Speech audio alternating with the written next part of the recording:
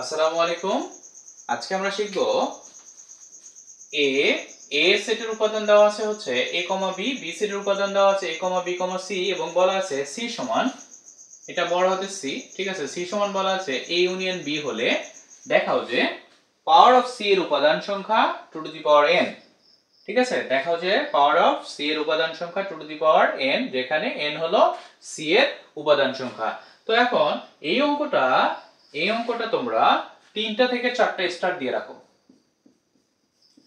3টা থেকে 4টা স্টার দিয়ে রাখো, এটা এতটা ইম্পর্টেন্ট, মোটামুটি ভালো ইম্পর্টেন্ট আর কি। ঠিক আছে, এটা পরীক্ষাতে দেখা যায়, সচরাচর অনেক পরীক্ষাতে দেখা যায়। তো এখন একটু খেয়াল করো, আমাদের কাছে এর মান দেওয়া আছে আর বির মান দেওয়া আছে এবং সির মানও দেওয়া আছে। তো আমরা কি করি, প্রথমত লিখে নেই এর মান কত a, b, বির মান কত, বির মান হচ্ছে a, b, c, এটা হচ্ছে বির মান। তারপর এখন সি কত বলা আছে, সি বলা আছে a ইউনিয়ন b। এখন এর মান কত, মূলত এর মান হচ্ছে a, b, তারপর হচ্ছে ইউনিয়ন, তারপর আছে b, বির মান কত a, b, c। এখন ইউনিয়ন অর্থ কি, ইউনিয়ন অর্থ হচ্ছে দুই পাশের মিল এবং অমিল সব উপাদান বসে। এখানে a, এখানে a মিল আছে, এখানে b, এখানে b মিল আছে, এখানে c নাই কিন্তু এখানে আছে, তাহলে c হবে। এখন আমাকে বলছে পাওয়ার অফ c, যেহেতু আমার সির মান বের হয়ে গেছে, সির মান হচ্ছে a, b, c। এখন যেহেতু বলছে পাওয়ার অফ c বের করতে, তাহলে পাওয়ার অফ c টা মূলত কি, পাওয়ার অফ c হচ্ছে c এর উপসেট সংখ্যা। পাওয়ার অফ c কি, c এর উপসেট নিয়ে যদি একটা সেট গঠন করা হয় সেটাই হলো পাওয়ার অফ c। ঠিক আছে, তাহলে আমি পাওয়ার অফ c বের করি। Power of c is equal to, তাহলে প্রথমে আমি কি নিব, একটা ওরি নিব, তারপর আমি কি নিব, তারপর আমি নিব হচ্ছে a, তারপর কি নিব আমি, তারপর নিব হচ্ছে b, তারপর কি নিব, c নিব, নিলাম a, b, c নিলাম।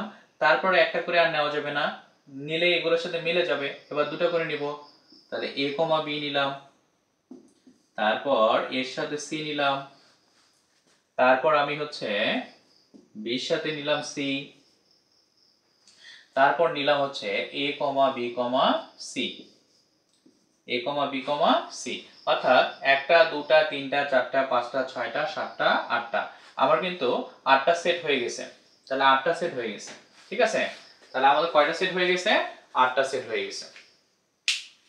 আচ্ছা, তো এখন আমি একটু এক কাজ করি, সেটা হচ্ছে একটু এইদিকে একটু মিশায় দেওয়ার প্রয়োজন ছিল। আচ্ছা, একটু মিশায় দিই। আচ্ছা, মিশায় দিই একটু।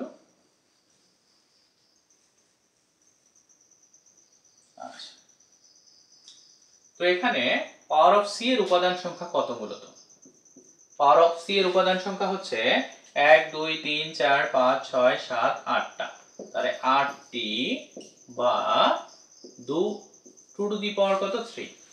তাহলে দেখো পাওয়ার অফ c এর উপাদান সংখ্যা 8টি বা 2 টু দি পাওয়ার 3। তো এখন এই যে 3 আছে, এই 3টা মূলত কি, এই 3টা হলো n এর মান, অর্থাৎ n এর মানটা কি, অর্থাৎ c এর উপাদান সংখ্যা। ঠিক আছে, যেখানে 3 হলো c এর উপাদান সংখ্যা, তাহলে যেখানে 3 হলো c এর উপাদান সংখ্যা। তো এখন আমার কাছে যে c আছিল, সেই c এর উপাদান সংখ্যা কত, a, b, c, অর্থাৎ 3টা a, b, c, আমার কাছে 3টা উপাদান।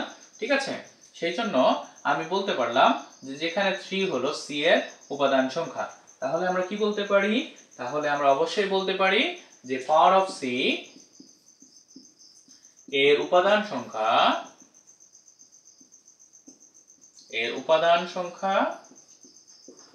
Two to the power n, যেখানে n হলো c এর উপাদান সংখ্যা, যেখানে n হলো c এর উপাদান সংখ্যা। ঠিক আছে, প্রমাণিত। হ্যাঁ, এখানে দেখাও যে বলছে, তাহলে দেখানো হলো।